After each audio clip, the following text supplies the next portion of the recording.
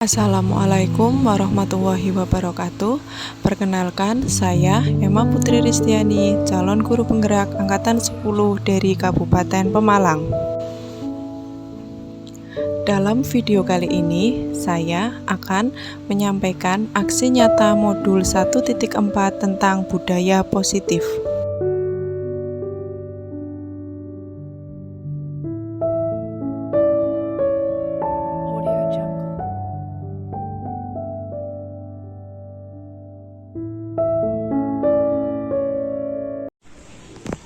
Assalamualaikum warahmatullahi wabarakatuh. Yang terhormat Ibu Kepala Sekolah SDN 04 Petarukan, Ibu Suryaningsih. Yang saya hormati Bapak Ibu Dewan Guru SDN 04 Petarukan.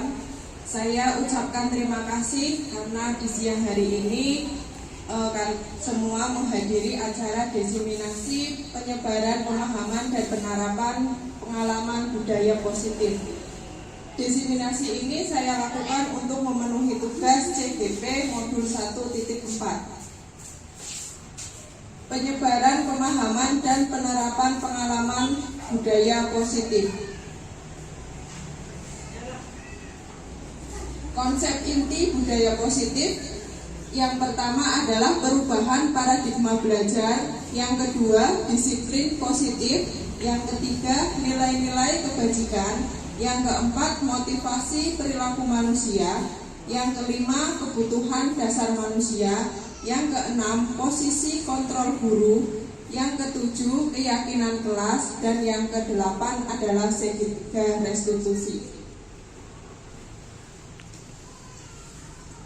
Pembelajaran dengan paradigma baru. Pembelajaran dengan paradigma baru merupakan pembelajaran yang dirancang berdasarkan prinsip pembelajaran berdiferensiasi, sehingga para peserta didik belajar sesuai kebutuhannya berdasarkan tahap perkembangan sesuai teori psikologi modern untuk mewujudkan profil pelajar Pancasila, di mana sudah kita ketahui bahwa profil pelajar Pancasila itu ada 6. Yang pertama, beriman dan bertakwa kepada Tuhan Yang Maha Esa.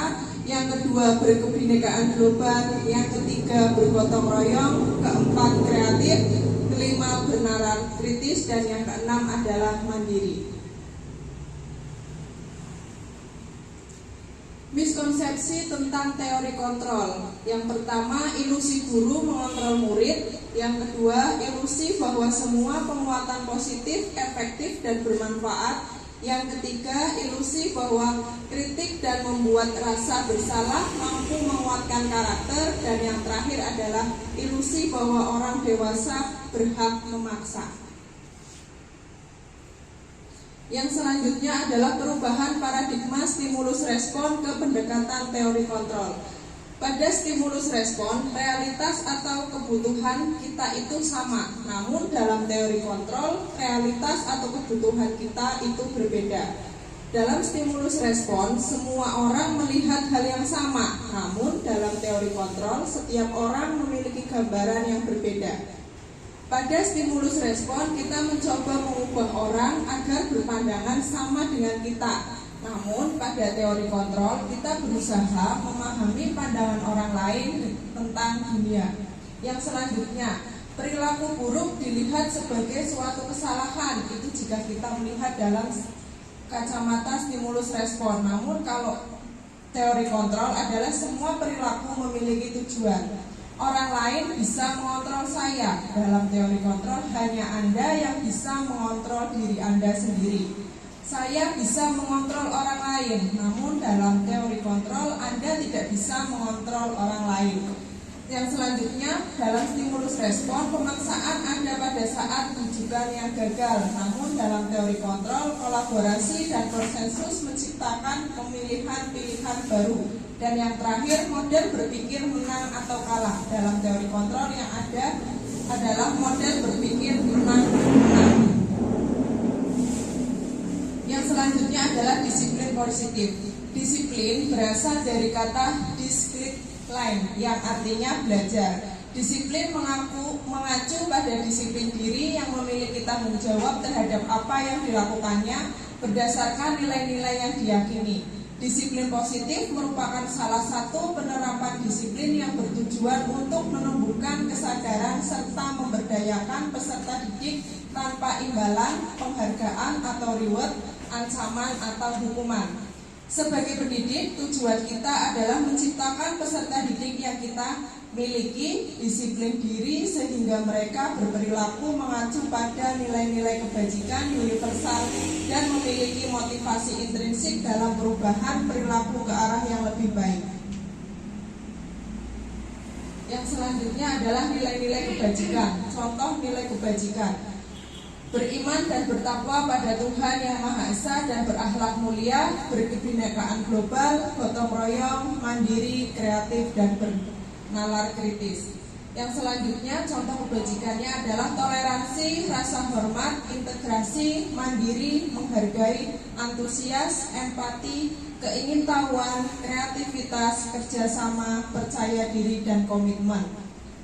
Dapat dipercaya, lurus hati, pendengar yang aktif, tidak merendahkan orang lain, dan memberikan yang terbaik untuk diri. Yang selanjutnya adalah kebutuhan dasar manusia. Kebutuhan dasar manusia adalah segala sesuatu yang kita lakukan untuk mendapatkan apa yang kita inginkan. Seluruh tindakan yang kita lakukan memiliki tujuan tertentu, dan semua usaha terbaik yang kita lakukan adalah dalam rangka agar kebutuhan dasar kita terpenuhi dengan baik. Apa saja sih kebutuhan dasar manusia? Kebutuhan dasar manusia itu ada 5. Yang pertama, kebutuhan bertahan hidup seperti makanan, pakaian, tempat tinggal, keamanan, dan kesehatan. Yang kedua adalah kasih sayang dan rasa terima. Rasa diterima, diperdulikan, berbagi, bekerja sama, menjadi bagian dalam kelompok. Yang ketiga adalah kebutuhan penguasaan, harga diri, keinginan untuk dianggap, memimpin, berprestasi, diakui, dan didengar. Yang keempat adalah kebebasan, mandiri, memiliki pilihan, mencoba hal baru, mampu mengendalikan arah dirinya. Yang kelima adalah kebutuhan dasar kesenangan, yaitu bermain, humor, antusiasme, dan tertawa. Yang berikutnya adalah motivasi perilaku manusia. Motivasi ini ada 2, yaitu ekstrinsik dan intrinsik. Untuk motivasi ekstrinsik, yaitu untuk menghindari ketidaknyamanan atau hukuman. Selanjutnya untuk mendapatkan imbalan atau penghargaan dari orang lain. Namun jika motivasi itu berasal dari diri kita sendiri, dari dalam diri siswa, itu adalah untuk menjadi orang yang mereka inginkan dengan menghargai diri sendiri dengan nilai-nilai yang mereka percaya.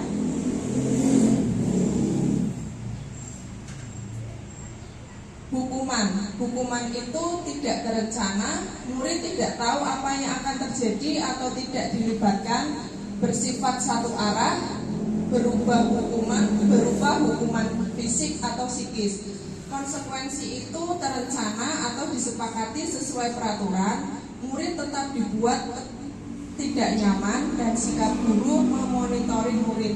Namun kalau restitusi itu adalah proses menciptakan kondisi bagi murid untuk memperbaiki kesalahan, sehingga proses kolaboratif yang mengajarkan murid untuk mencari solusi sendiri. 5 posisi kontrol yang dimiliki oleh guru. Yang pertama adalah posisi penghukum, yang kedua pembuat rasa bersalah, yang ketiga pemantau, keempat teman, dan yang kelima adalah manajer. Contoh penerapannya di sini saya membuat contoh siswa tidak memakai atribut lengkap saat upacara bendera. Jika kita sebagai guru dan berada pada posisi penghukum, itu kita akan memberikan hukuman atau konsekuensinya kepada siswa yang tidak memakai atribut lengkap itu dengan hormat pada bendera selama 1 jam. Itu kalau kita terapkan, kasihan murid-muridnya. Namun kalau kita sebagai di posisi pembuat merasa bersalah, kita akan mengeluarkan pernyataan berapa kali ibu, bapak, guru harus memberitahu kamu kamu selalu saja mengecewakan bapak ibu. Jadi di sini nanti siswa itu merasa, oh iya saya sudah diperingatkan oleh pak guru, oleh bu guru lebih dari 1 kali, tapi tetap saja saya melanggar. Jadi merasa bersalah sendiri. Namun jika kita sebagai di posisi manajer itu, pertanyaan yang muncul adalah apakah kamu tahu kesalahanmu? Kira-kira bagaimana kamu memperbaiki kesalahanmu? Yang berikutnya adalah keyakinan kelas. Kenapa keyakinan kelas dan mengapa bukan peraturan kelas? Pembentukan keyakinan kelas. Keyakinan kelas itu terbentuk bersifat abstrak. Beberapa pernyataan universal dibuat dengan pernyataan positif, sedikit agar mudah diingat, sesuai dengan kondisi kelas dan sekolah sehingga mudah diterapkan dan semua warga sekolah atau kelas dilibatkan saat pembuatan keyakinan kelas. Yang berikutnya adalah segitiga restitusi. Segitiga restitusi adalah suatu proses dialog yang dijalankan oleh guru agar dapat dijalankan oleh guru untuk menghasilkan murid yang mandiri dan bertanggung jawab. Dalam segitiga restitusi itu ada 3 langkah. Yang pertama adalah menstabilkan identitas, yang kedua adalah validasi tindakan yang salah, dan yang ketiga adalah menanyakan keyakinan. Yang pertama, menstabilkan identitas. Berdasarkan prinsip membuat kesalahan adalah bagian dari proses belajar. Contohnya, berbuat salah itu wajar. Bisa juga kita menggunakan kalimat tidak ada manusia yang sempurna. Ibu, bapak juga pernah melakukan kesalahan itu. Ibu, bapak tidak mau mencari siapa yang salah, tapi ingin mencari solusi dari permasalahan ini. Bisa juga kamu berhak merasa begitu. Dalam tahap validasi tindakan yang salah, berdasarkan prinsip setiap perilaku berupaya memenuhi suatu kebutuhan tertentu. Contoh kalimatnya yang pertama adalah kamu pasti punya alasan mengapa melakukan hal itu. Yang kedua, padahal kamu bisa melakukan yang lebih buruk dari ini ya. Yang ketiga, kamu patut bangga karena melindungi hal yang penting buatmu. Dan yang terakhir, kamu melakukannya karena mempertahankan sesuatu yang penting bagimu.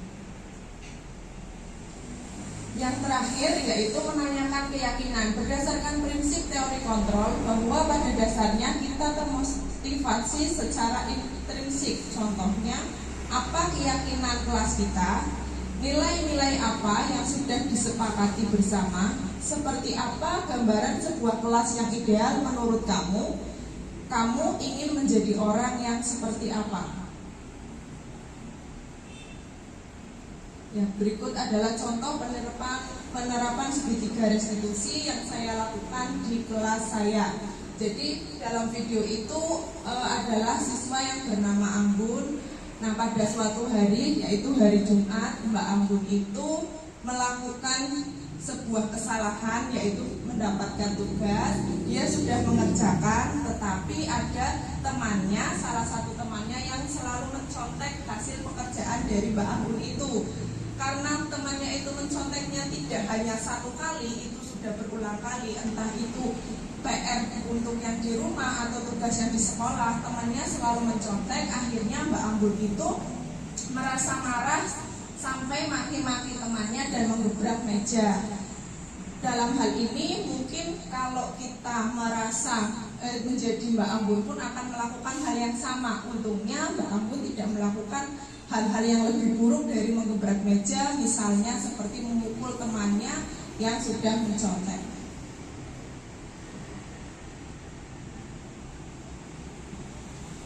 Penutupnya, dalam penerapan program disiplin positif, hendaknya guru memiliki standar kepribadian, profesional, dan sosial yang baik, di mana guru mampu merefleksi dirinya dalam posisi kontrol saat ini. Bagaimana perjalanan dirinya sebagai among yang menuntun murid menjadi insan yang mandiri, merdeka, dan bertanggung jawab. Demikian, sekian. Wassalamualaikum warahmatullahi wabarakatuh.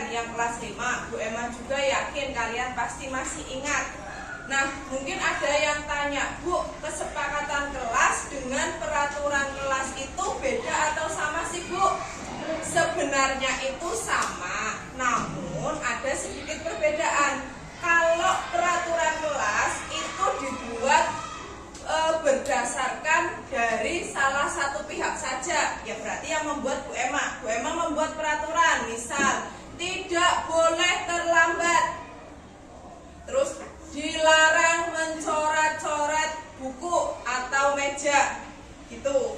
Nah, tapi kalau kesepakatan kelas itu dibuat bersama-sama antara guru dan murid. Jadi semisal kok Bu Emma mengajukan pernyataan tidak boleh terlambat gitu, itu bisa kalian Bu, semisal saya kok berangkatnya terlambat, telat 5 menit, itu bagaimana? Nah, itu masih bisa nanti kita komunikasikan. Dan kalimat pada kesepakatan kelas itu bukan ada kalimat yang negatif seperti dilarang dan tidak boleh, tapi diganti dengan kalimat yang lebih baik atau kalimat positif. Misalnya tepat waktu. Arti dari tepat waktu itu berarti berangkatnya tidak terlambat. Tepat waktu juga misalnya kalian ada PR matematika, pelajaran matematika itu jadwalnya hari Senin, Rabu. Nah, kalau hari Senin ada tugas matematika, berarti nanti hari Rabu itu tugasnya harus sudah selesai, harus dikumpulkan, harus dicocokkan. Itu yang namanya tepat waktu. Tapi kalau pada peraturan kelas berangkat tidak boleh terlambat, itu hanya untuk terlambatnya saja berangkatnya, tidak untuk yang lainnya gitu ya. Nanti akan Bu Emma bagi kertas ini ya, sticky note. Nanti satu anak mendapat satu, kalian menuliskan kesepakatan kelas apa yang kalian inginkan dan kalian sepakati untuk kita sepakati bersama untuk 1 tahun ke depan sana. Oke, paham ya? Nanti bergilir satu-satu maju menempelkan tulisan kesepakatan kelas yang kalian inginkan, ditempel menggunakan paku pin ini. Oke, gitu ya. Memang bagi.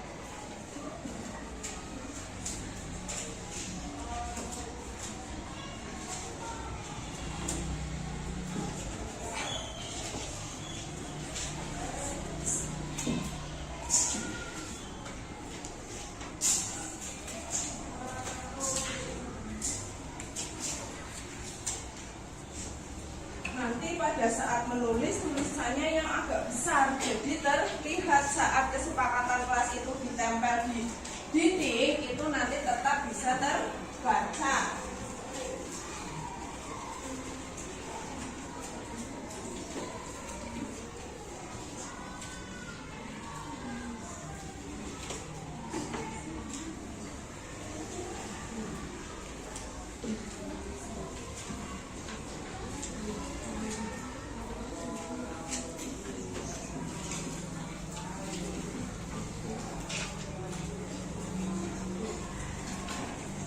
Semuanya sudah mendapat kertas ini, warna ini? Ya. Oke, sekarang kalian boleh mulai menuliskan kesepakatan apa yang ingin kalian sepakati bersama untuk menjadi sebuah kesepakatan kelas. Oke, silakan ditulis.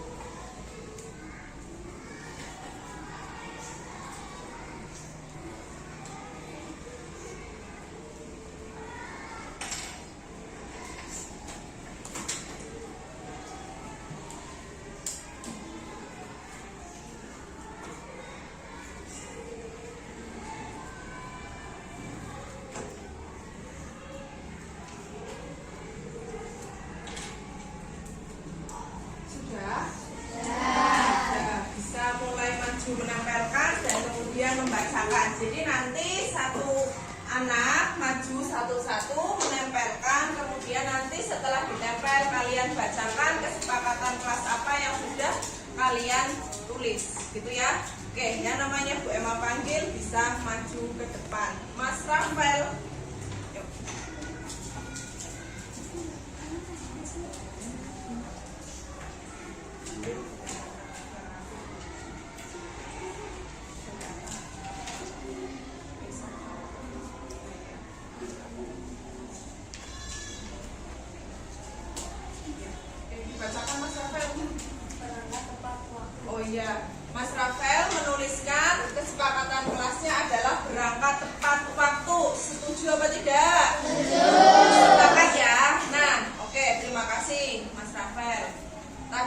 kesepakatan kelas yang pertama adalah berangkat tepat waktu. Nah, sekarang jika ada yang terlambat semisal 5 atau 10 menit, kira-kira diperbolehkan masuk kelas untuk mengikuti pelajaran atau kita beri konsekuensi?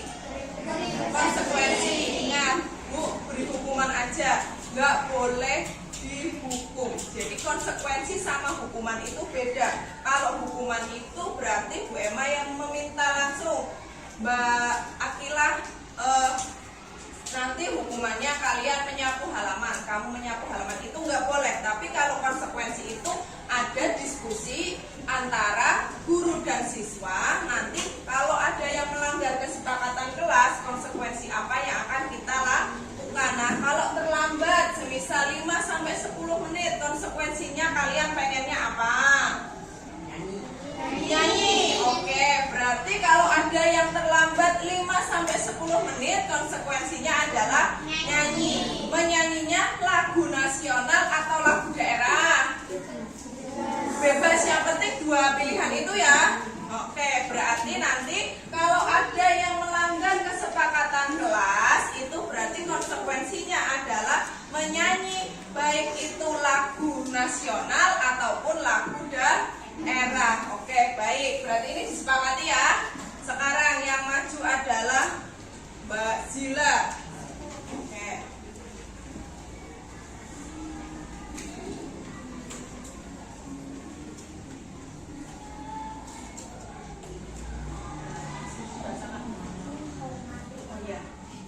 Mbak Zila menuliskan itu saling menghormati. Itu disepakati apa tidak? Disepakati ya. Ya, jadi kita harus saling menghormati. Saling menghormati di sini contohnya bagaimana, Bu? Contohnya memanggil nama teman sesuai dengan namanya. Jangan memanggil nama teman dengan menggunakan nama orang tua ataupun nama panggilan yang kurang baik. Misal berhubung anaknya itu kecil, manggilnya cil-cil. Anaknya gendut, manggilnya dut. Itu tidak boleh, ya kan? Baik kecil, kurus, gendut, tinggi, hitam, putih, itu adalah semua ciptaan Allah. Kita tidak boleh mencela ciptaan Allah, gitu ya. Berarti saling menghormati ini kita sepakati? Sepakati. Oke, sekarang yang selanjutnya adalah Mas Hakam.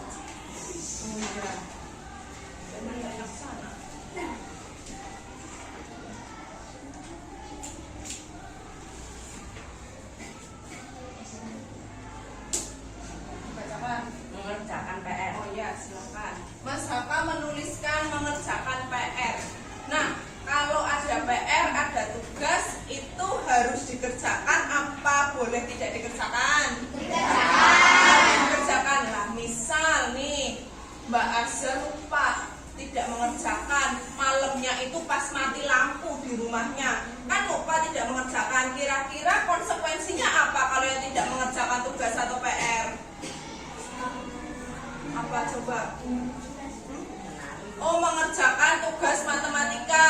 Ada yang bilang menari. Nek menari nanti waktunya habis. Oke, gimana kalau yang misalnya ada salah satu dari kalian yang lupa tidak mengerjakan tugas, konsekuensinya adalah mengerjakan soal matematika 2 atau 3 soal. Sepakat apa tidak? Sepakat. Oke, kita sepakati. Lanjut, yang berikutnya adalah Mas Jafas.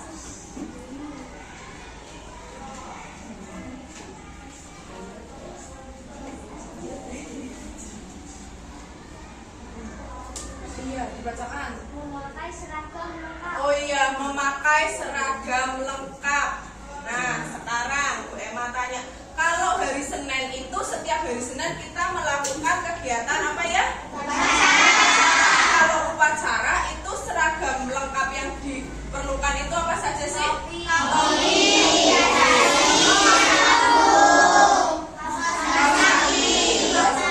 Sepatu. Nah, kaos kakinya warnanya apa? Berarti kalau hari Senin sampai hari Kamis kita sepakat menggunakan kaos kaki warna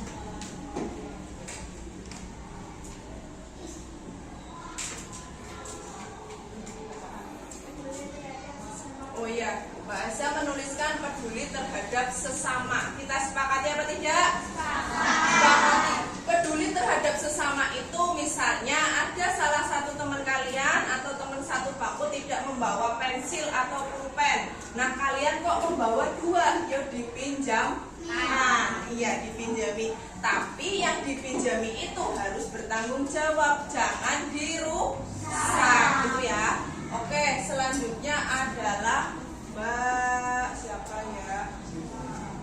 Mbak Anggun.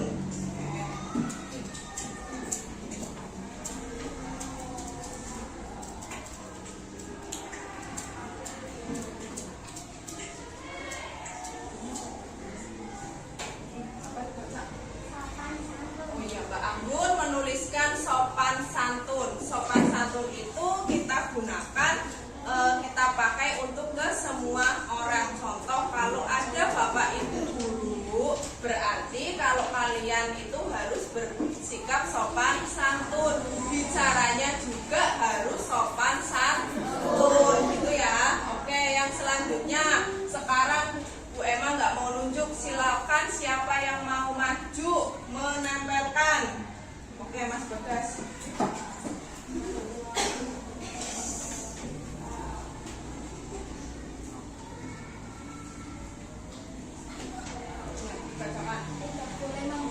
Oh iya, Mas Bagas menuliskan tidak boleh membuli. Sepakat ya? Ya, oke. Selanjutnya siapa lagi? Yuk. Ya.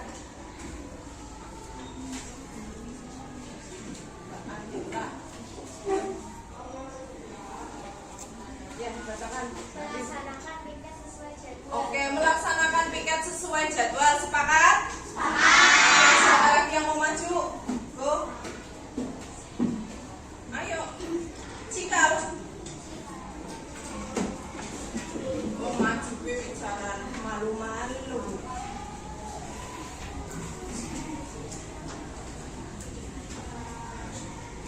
Ya, baca Cikal.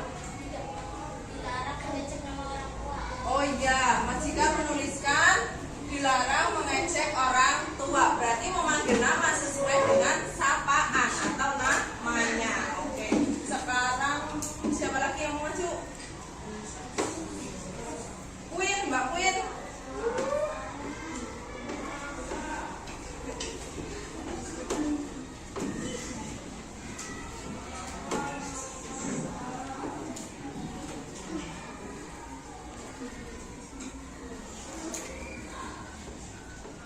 Ya, bacakan. Tidak boleh mengecek nama orang tua. Oh iya, sama tadi tidak boleh mengecek nama orang tua. Terus siapa lagi? Mbak Ilmika.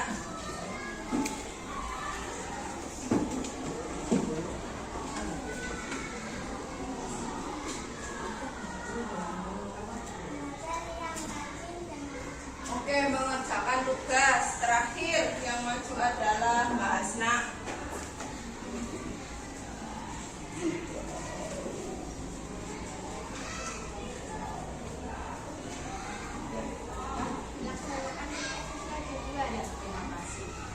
Oke, dari semuanya tadi sudah, dan kita sudah menyimpulkan ada 1, 2, 3, 4, 5, 6, 7, 8, 9, 12. Ada 12 kesepakatan kelas yang sudah kita sepakati. Salah satunya adalah berangkat tepat waktu.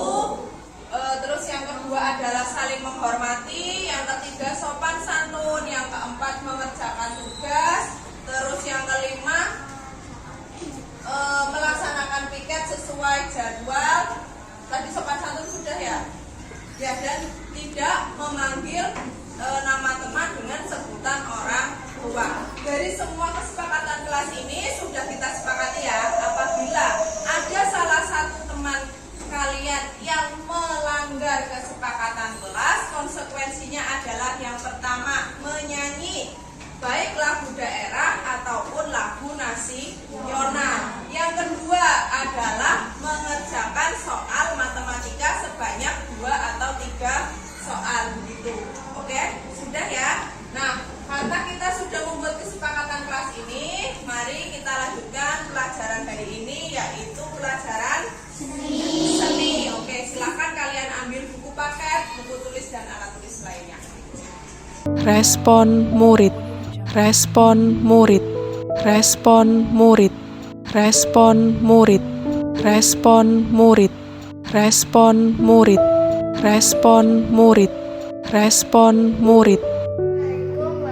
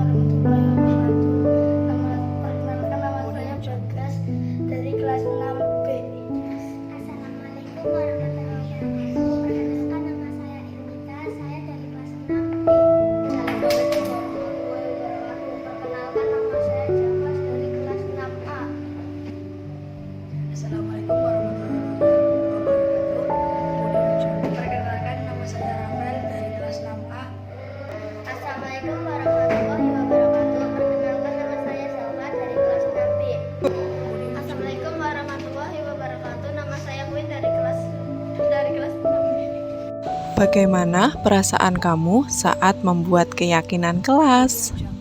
Bagaimana perasaan kamu saat membuat keyakinan kelas?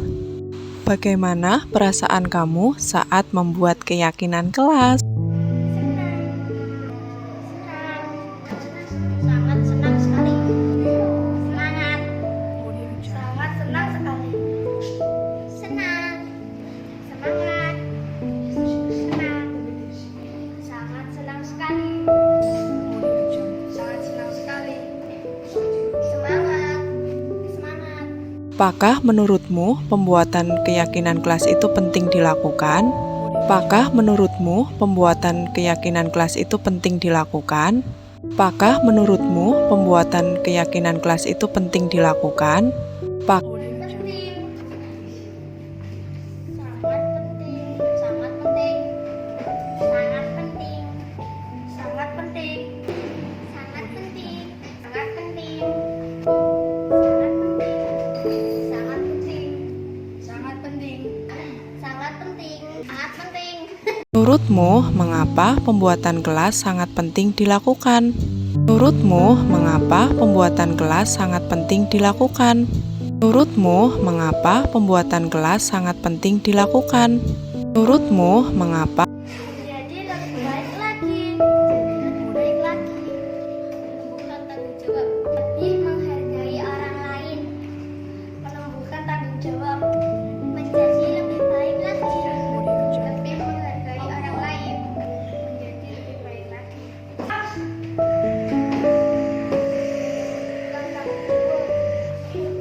Menumbuhkan tanggung jawab. Disiplin. Refleksi, refleksi, refleksi, refleksi, refleksi, refleksi, refleksi, refleksi. Pelaksanaan desiminasi atau penyebaran pemahaman kepada rekan guru saya lakukan pada tanggal 8 Juni tahun 2024 bertempat di SD Negeri 04 Petarukan, Kabupaten Pemalang. Terdapat 7 orang guru yang mengikuti kegiatan ini. Pada proses pembuatan keyakinan kelas bersama dengan murid kelas 6, saya lakukan pada tanggal 6 Juni tahun 2024. Murid-murid sangat antusias dalam membuat keyakinan kelas. Pada proses pembuatan keyakinan kelas bersama dengan murid kelas 6, perasaan saya setelah melakukan aksi nyata ini, saya menjadi bersemangat dalam melakukan perubahan ke arah yang lebih baik, terutama menerapkan konsep-konsep inti dalam budaya positif di SD Negeri 04 Petarukan. Perasaan saya setelah melakukan aksi nyata ini, rencana perbaikan untuk implementasi ke depan. Rencana perbaikan untuk implementasi ke depan. Rencana perbaikan untuk implementasi ke depan. Rencana perbaikan untuk implementasi ke depan. Yang pertama akan saya lakukan adalah selalu melakukan evaluasi secara berkala. Yang kedua, terus meningkatkan koordinasi dengan semua pihak di lingkungan sekolah. Yang ketiga, terus meminimalisir kekurangan-kekurangan yang ada. Yang keempat, terus meningkatkan ilmu pengetahuan yang berkaitan dengan budaya positif. Dan yang kelima, selalu menganalisis kebermanfaatan hasil desiminasi tersebut terhadap murid dan lingkungan belajar. Terima kasih. Demikian video aksi nyata modul 1.4 tentang budaya positif. Salam guru penggerak, tergerak, bergerak, menggerakkan. Wassalamualaikum warahmatullahi wabarakatuh.